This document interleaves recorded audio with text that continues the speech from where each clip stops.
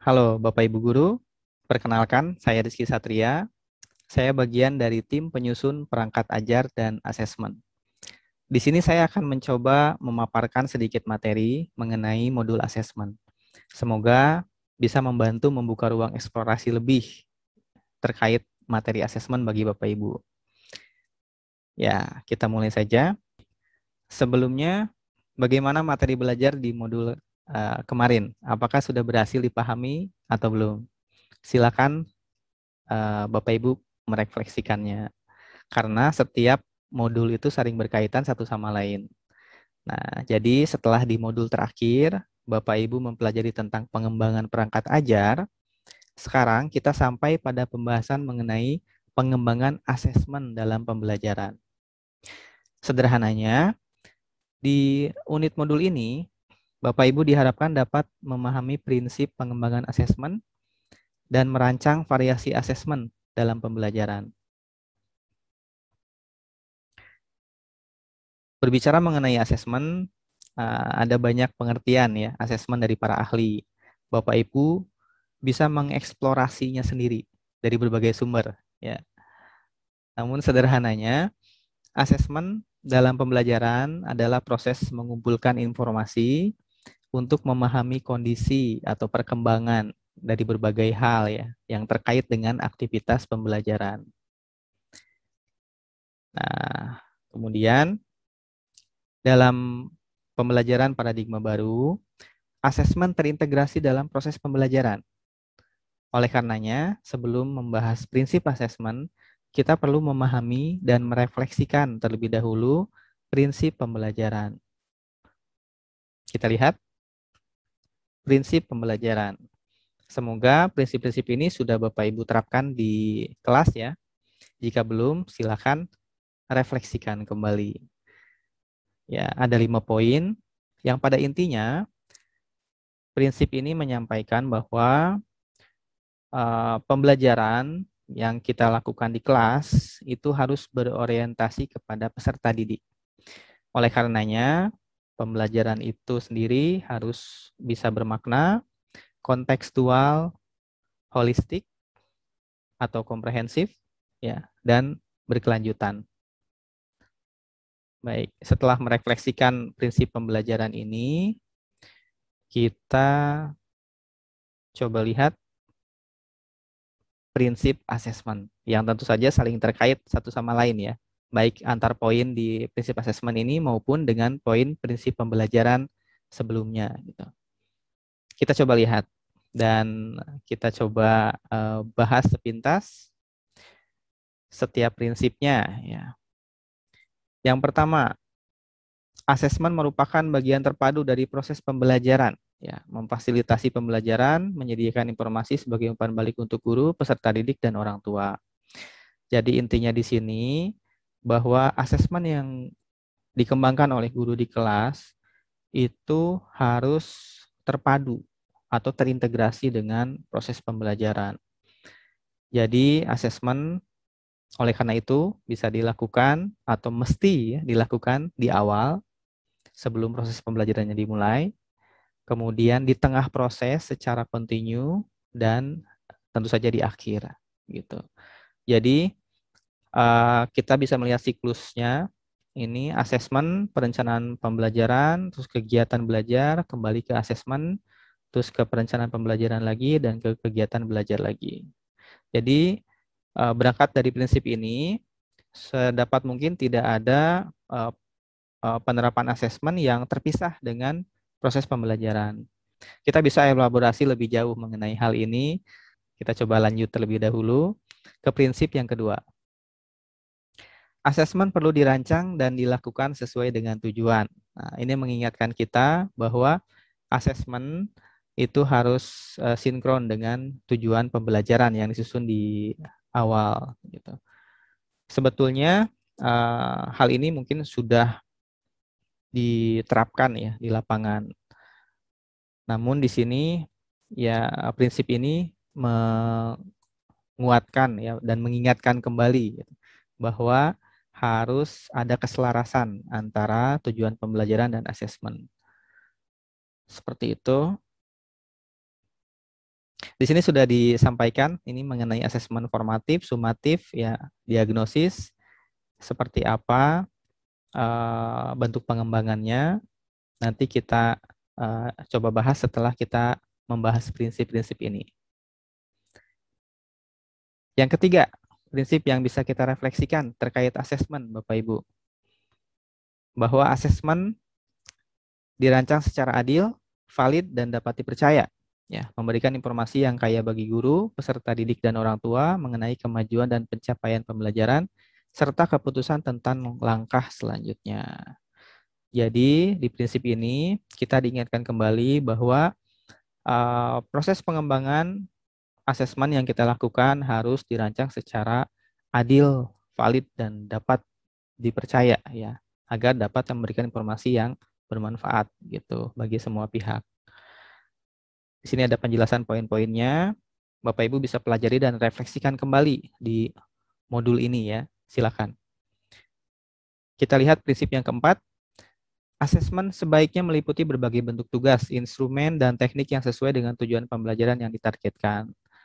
Nah, jadi poinnya di sini adalah bahwa asesmen yang kita kembangkan harus variatif, ya.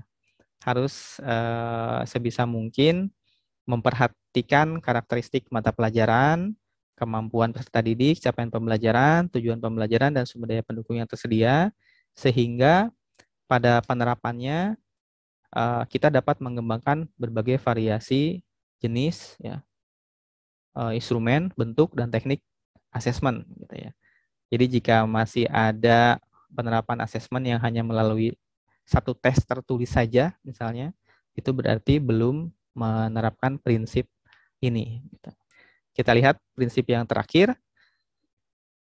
Laporan kemajuan belajar dan pencapaian peserta didik bersifat sederhana dan informatif, memberikan informasi yang bermanfaat untuk peserta didik dan orang tua, dan data yang berguna untuk penjaminan dan peningkatan mutu pembelajaran.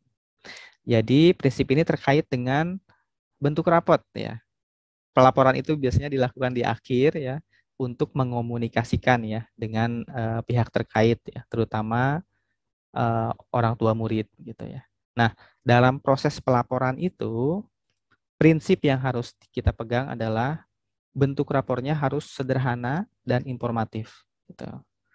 Nah, kemudian hasilnya tidak hanya bermanfaat untuk murid saja, tapi juga bisa bermanfaat untuk semuanya. Bagaimana hasil asesmen itu bisa menjadi bahan refleksi untuk semua orang, gitu, untuk sama-sama meningkatkan kualitas pembelajaran yang sedang dilakukan.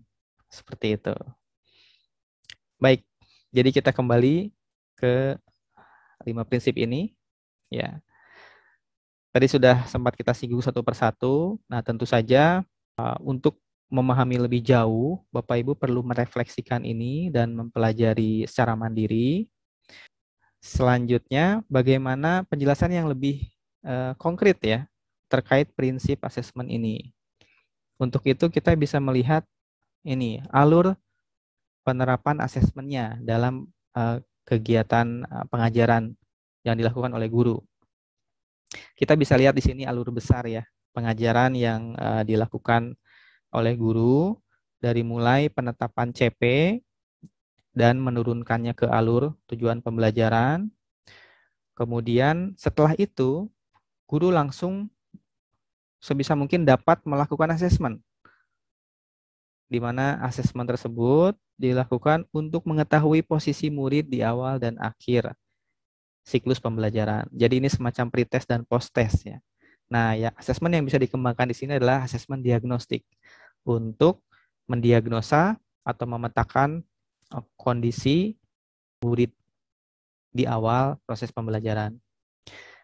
Nah, setelah asesmen diagnostik dilakukan, kemudian baru kita menetapkan tujuan pembelajaran. Ya, idealnya seperti itu. Jadi tujuan pembelajaran itu baru disusun setelah kita memahami alur besar tujuan pembelajaran, memahami CP-nya, dan memahami kondisi awal muridnya. Baru turun ke tujuan pembelajaran di sebelah kanan atas ini. Nah, ketika menyusun tujuan pembelajaran, otomatis kita juga mulai memikirkan asesmennya. Ya. Misalnya sederhananya, tujuan pembelajarannya siswa dapat membaca dan memahami isi teks. Nah, otomatis kita perlu langsung memikirkan asesmen untuk mengukur kemampuan itu seperti apa. Gitu. Ya, jadi proses penyusunan asesmen dilakukan di awal seiring dengan penyusunan tujuan pembelajaran. Nah, kemudian setelah itu baru masuk ke proses pengembangan perangkat ajar ya yang bisa mendukung ketercapaian tujuan. Kemudian sosialisasi, ini maksudnya adalah pelibatan berbagai pihak ya dalam proses pembelajaran supaya proses belajarnya tidak hanya terjadi antara murid dan guru saja, tapi juga melibatkan berbagai sumber daya lain. Nah, kemudian setelah tahap-tahap itu dilakukan, maka tahap puncaknya terkait dengan proses belajar itu, ini sebelah kiri bawah, adalah proses pembelajaran itu sendiri. Nah, di mana seiring dengan proses pembelajaran itu, ya, kita dapat mengembangkan asesmen yang berfungsi untuk memonitor kemajuan belajar. Nah, asesmen yang bisa dikembangkan di tahap ini adalah asesmen formatif dan sumatif. Nah, kemudian setelah itu siklusnya kembali ke menetapkan CP dan alur tujuan pembelajaran di pembelajaran berikutnya gitu. Baik, supaya lebih jelas bagaimana bentuk asesmen diagnostik, formatif dan sumatif, sekarang kita coba bahas selintas ya satu persatu. Asesmen diagnostik. Nah, barangkali sebelum lanjut, saya perlu ingatkan juga bahwa ada banyak jenis asesmen ya, tidak hanya asesmen diagnostik, formatif dan sumatif saja. Nah, namun minimal untuk bisa menerapkan pembelajaran berdasarkan prinsip pembelajaran dan prinsip asesmen yang kita singgung di awal, minimal kita dapat menerapkan 3 jenis asesmen. Yang pertama adalah asesmen diagnostik, yang kedua asesmen formatif, dan yang ketiga asesmen sumatif. Sekarang kita masuk ke penjelasan mengenai asesmen diagnostik. Ya, saya yakin Bapak Ibu guru sudah mencoba menerapkan ini, terutama di tengah pembelajaran jarak jauh ya. Setelah pembelajaran pandemi, ini jadi diskusi hangat ya di kalangan guru bahwa di tengah PJJ atau BDR itu guru harus memahami kondisi siswa ya dan melakukan asesmen untuk itu. Oleh karenanya kita melakukan asesmen diagnostik ya untuk memahami kondisi murid yang terbagi ke dalam 2, yaitu asesmen diagnostik non kognitif dan kognitif ya. Tentu saja ini juga sudah dipahami secara umum ya bahwa asesmen diagnostik non kognitif itu berkaitan dengan aspek-aspek di luar aspek kognitif yang berpengaruh terhadap proses pembelajaran. Kita bisa lihat di sini di tabelnya tujuannya ya. Untuk asesmen non kognitif tujuannya mengetahui kesejahteraan psikologis dan sosial emosi, mengetahui aktivitas belajar selama di rumah, mengetahui kondisi keluarga, latar belakang, pergaulan, gaya belajar, karakter serta minat siswa. Jadi hal-hal di luar aspek kognisi yang berpengaruh terhadap proses pembelajaran murid itu perlu didiagnosa dan dipahami oleh guru ya sebelum mengembangkan tadi aktivitas pembelajaran yang akan dilakukan. Nah, tentu saja ada banyak tujuan lain dan ada banyak aspek lain yang bisa diidentifikasi ya, tidak hanya aspek yang tertulis di poin-poin ini saja. Ya, kemudian untuk kognitifnya tujuannya mengidentifikasi capaian kompetensi siswa, menyesuaikan pembelajaran di kelas dengan kompetensi rata-rata siswa, dan memberikan kelas remedial atau pelajaran tambahan kepada siswa yang kompetensinya di bawah rata-rata. Jadi maksudnya di sini adalah ketika kita melakukan asesmen diagnostik untuk mengetahui kemampuan kognisi siswa, itu ditujukan agar kita dapat mengidentifikasi atau memetakan ya, ada di mana capaian kompetensi dari setiap siswa yang ada di kelas kita. Nah, kemudian setelah itu, jika terjadi gap atau jarak antara siswa dengan kemampuan terendah dengan tertinggi, nah itu kita bisa minimalisir gap itu, sehingga lebih banyak siswa yang berada di kompetensi rata-rata gitu. Nah, itu baru bisa kita petakan jika kita sudah melakukan diagnostik ya terhadap kemampuan dari murid itu sendiri gitu. Nah, kemudian di sini ada contoh kegiatan pelaksanaan asesmennya. Ini bisa untuk diagnostik non-kognitif maupun kognitif juga sebetulnya, yaitu dengan melakukan berbagai cara, tidak hanya melakukan tes tertulis atau menjawab pertanyaan gitu ya. Tapi kegiatannya bisa dilakukan dengan mengobrol, gitu, bercerita, gitu ya. Kemudian menulis, mengisi kuesioner seperti itu, atau membuat esai dan sebagainya, atau bahkan menggambar, gitu ya. Dan di luar ini tentu ada banyak bentuk kegiatan lain yang bisa dikreasikan oleh guru ya. Yang pada intinya adalah mengumpulkan informasi ya untuk memahami kondisi murid, gitu. Nah, kemudian dalam rangka memahami kondisi murid itu, otomatis kita kan harus menggali informasi dari setiap murid. Nah, di sini kita memerlukan kemampuan mengembangkan strategi bertanya. Nah, jadi di modul ini juga dibahas bagaimana mengembangkan strategi bertanya untuk menggali informasi yang lebih dalam dari setiap murid. Itu bisa Bapak Ibu pelajari. Dan ya pada intinya poin pentingnya di sini adalah bagaimana reaksi yang bisa kita lakukan ya ketika kita bertanya kepada murid dan muridnya tidak menjawab, atau muridnya balik bertanya, atau muridnya menjawab pertanyaan. Apa yang bisa kita lakukan untuk menggali lebih jauh? Nah, itu dibahas di strategi tanya jawab ini. Ini jadi satu poin yang perlu dicermati. Nah, kemudian ini kita lihat tentang asesmen diagnostik kognitif yang sudah sangat familiar tentu saja ya. Ya, di sini ditekankan bahwa asesmen diagnostik itu bisa dilakukan secara berkala, tidak hanya di awal saja atau di akhir saja, tapi secara berkala, di mana bentuknya asesmen diagnostik ini bisa berupa asesmen formatif atau sumatif. Nah, jadi kadang masih ada kebingungan, katanya ini dia asesmen diagnostik, tapi kok asesmen formatif gitu. Jadi seakan-akan berpikir bahwa itu adalah dua hal yang berbeda. Nah, sebetulnya tidak seperti itu karena saling berarsir. Dari segi fungsinya untuk apa? Jadi ada yang namanya asesmen diagnostik ya untuk memetakan kondisi murid.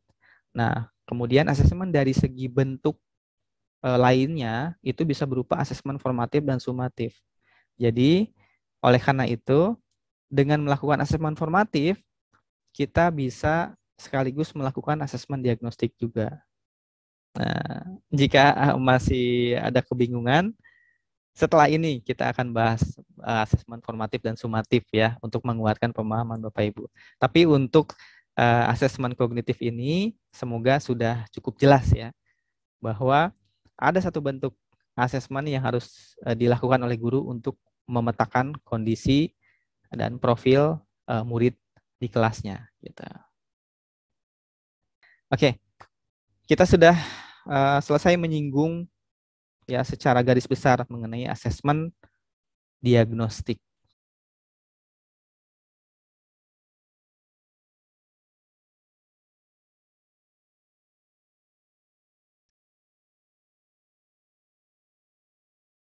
Sebagai prinsip awal yang terkait dengan tadi poin-poin mengenai prinsip asesmen, barangkali di sini saya bisa memberikan penguatan kembali kepada Bapak Ibu bahwa perlu ada perubahan yang signifikan ya dari pendekatan asesmen yang kita lakukan di kelas secara umum ya di kelas-kelas di Indonesia yang selama ini masih terlalu menekankan kepada bentuk asesmen of learning, yaitu asesmen yang mengukur hasil pencapaian belajar.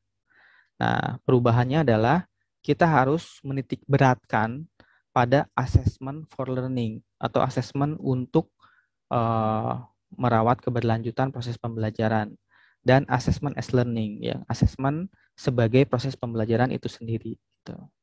Jadi sederhananya perlu ada perubahan dari asesmen yang hanya mengukur hasil pencapaian murid menjadi asesmen yang lebih banyak membersamai proses belajar murid dan kemudian bisa mengoptimalkan proses belajarnya. Gitu. Sementara asesmen untuk mengukur pencapaiannya itu hanya melengkapi proses pengembangan asesmen tersebut. Seperti itu kurang lebih. Nah, bagaimana penerapan asesmen yang dapat lebih menyasar kepada asesmen for learning atau asesmen untuk belajar dan asesmen as learning atau asesmen sebagai pembelajaran itu sendiri. Nah, penerapannya adalah dengan mengembangkan asesmen formatif dan sumatif. Bisa dipelajari lebih jauh di modul ini, Bapak Ibu. Namun, kembali sederhananya, asesmen formatif adalah asesmen yang dilakukan seiring proses pembelajaran berlangsung ya, untuk mengoptimalkan proses pembelajaran itu sendiri. Jadi asesmen formatif bisa dilakukan secara berkala seiring dengan proses pembelajaran. Sementara asesmen sumatif itu biasanya adalah asesmen yang dilakukan di akhir untuk mengevaluasi proses pembelajaran secara keseluruhan. Nah, jadi dua jenis asesmen ini yang perlu kita kembangkan di kelas. Nah, kemudian sebisa mungkin juga harus seimbang ya. Seimbang di sini lebih tepatnya adalah proporsional ya, yang sebetulnya lebih banyak mengeksplorasi asesmen formatifnya daripada asesmen sumatif. Karena asesmen formatif itu kan dilakukan secara berkala seiring proses pembelajaran, itu jadi yang harus kita gali, harus kita fokuskan. Kemudian untuk menggenapkan proses asesmen formatif baru kita lakukan asesmen sumatif. Jadi di sini yang ditekankan adalah mengubah paradigma belajar ya, yang menitik beratkan pada nilai akhir ya menjadi belajar yang menitik beratkan pada proses seiring pembelajaran itu sendiri. Oke. Nah, kemudian terkait keseimbangan tadi atau asesmen yang proporsional antara formatif dan sumatif, kita bisa perhatikan pernyataan di kanan bawah ini bahwa jika ketergantungan pada asesmen sumatif masih terjadi dengan umpan balik yang sedikit, maka dapat menghambat proses murid untuk mengalami pengetahuan. Nah, maksudnya di sini adalah yang pertama, kita jangan menitik beratkan asesmen pada sumatif saja atau dilakukan di akhir. Yang kedua, kita perlu menekankan pada asesmen formatif yang dilakukan seiring berjalan. Nah, dan kemudian bagaimana agar proses asesmen formatif itu bisa berjalan secara optimal? Ada satu triknya. Bagaimana agar asesmen itu bisa membuat murid mengalami pengetahuan, maksudnya adalah memaknai ya proses belajarnya, adalah dengan melakukan satu hal, yaitu ini, melakukan umpan balik. Ya. Nah, jadi strategi untuk melakukan asesmen yang optimal adalah mengembangkan kemampuan memberikan umpan balik ya kepada murid agar hasil asesmen itu bisa langsung diolah oleh mereka. Nah, sebelum ini tadi ada beberapa slide yang saya skip, ini mengenai bentuk asesmen ya. Tidak hanya tes tertulis, ini bisa Bapak Ibu pelajari kembali di modulnya. Ada banyak jenis asesmen yang bisa dikembangkan, mulai dari diskusi, ya, drama, produk, presentasi, tes lisan, refleksi, jurnal, esai, poster, bukan hanya tes tertulis saja. Gitu.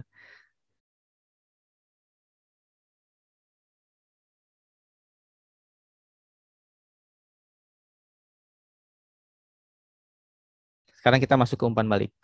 Strategi umpan balik menjadi penting tadi untuk bisa merawat proses pembelajaran ya, menghidupkan ya proses pembelajaran yang sedang berlangsung. Nah, bagi guru, umpan balik bisa memberi informasi perkembangan murid untuk memodifikasi pengajaran dan pembelajaran di masa depan. Jadi guru memahami perkembangan murid, kemudian bisa membantu mengoptimalkan proses peningkatan perkembangan tersebut. Nah, kemudian bagi murid, umpan balik tentu saja ini bermanfaat untuk bisa semakin memahami dirinya ya, mengetahui kelebihan dan kekurangan diri, dan kemudian bisa merasa lebih terlibat dalam proses pembelajaran dan akhirnya mendorong kemampuannya. Nah, di samping itu juga dengan memberikan umpan baliknya kepada sesama teman, ini juga bermanfaat untuk memberikan kesempatan bagi murid agar bisa belajar satu sama lain dengan melakukan peer assessment gitu ya. Nah, berbicara mengenai umpan balik, barangkali yang perlu saya kuatkan adalah bahwa umpan balik ini bisa berbentuk saran, masukan, komentar, dan lain sebagainya yang harus mengandung informasi di dalamnya terkait apa yang bisa dikembangkan lebih lanjut oleh murid. Nah, jadi kalau kita memberikan umpan balik kepada murid, misalkan dalam bentuk komentar, wah ini hasilnya bagus gitu. Wah ini sudah keren. Nah, itu kan hanya komentar yang tidak ada informasi lanjutan. Apa kira-kira yang masih bisa dikembangkan gitu. Itu jadi terlalu sederhana. Ya, sementara umpan balik itu harus mengandung informasi yang bisa digunakan oleh penerima umpan balik itu untuk bisa mengembangkan diri. Misalnya ketika memberi komentar atau pendapat gitu ya, bahwa suatu hal dikatakan baik, keren gitu ya, bagus. Kemudian kita melengkapinya dengan informasi mengenai baik karena apa, dan kemudian akan lebih baik atau akan lebih keren jika bagaimana gitu. Jika ada informasinya, maka itu bisa dikatakan umpan balik. Nah, jadi jika hanya komentar-komentar tanpa informasi yang jelas mengenai apa yang perlu dikembangkan, maka itu belum termasuk kategori umpan balik. Nah, kemudian untuk menerapkan umpan balik yang optimal, kita bisa melihat 10 prinsip yang ada di sini. Ya, umpan baliknya harus mudah dimengerti, kemudian spesifik, kontekstual, dan sebagainya. Gitu. Ini bisa dipelajari kembali. Dan untuk memperkaya strategi umpan balik yang bisa dilakukan oleh Bapak Ibu, di modul ini juga ada beberapa informasi ya. Misalnya di sini terkait cara membuat umpan balik yang efektif, dan kemudian tentang tangga umpan balik ini. Untuk contoh praktik baik memberikan umpan balik yang berjenjang. Bisa dilihat contoh-contohnya. Jadi bisa disimpulkan bahwa strategi umpan balik adalah strategi yang penting seiring proses pengembangan asesmen dalam pembelajaran gitu. Bagaimana pengolahan lebih lanjutnya sesuai dengan kondisi murid dan kelas kita, ya kita perlu terus berlatih untuk menerapkan ini, dan kemudian seiring berjalan nanti akan semakin bisa memahami ya pengembangan bentuk asesmen dan penerapan umpan balik ini gitu. Saya kira itu saja yang perlu dipaparkan di awal ini. Seperti yang sudah saya sampaikan di awal juga tadi, bahwa paparan ini diharapkan dapat membuka ruang eksplorasi. Jadi untuk memahami lebih jauh, silakan mulai merefleksikan hal-hal yang belum coba untuk dipraktikkan. Nah, kemudian hasil dari mempraktikkan, mengeksplorasi lebih jauh, baru diharapkan nanti Bapak Ibu dapat betul-betul menguasai materi modul ini. Baik, itu saja yang ingin saya paparkan. Semoga Bapak Ibu semua selalu bersemangat ya, semangat untuk mendorong perubahan. Salam Merdeka Belajar.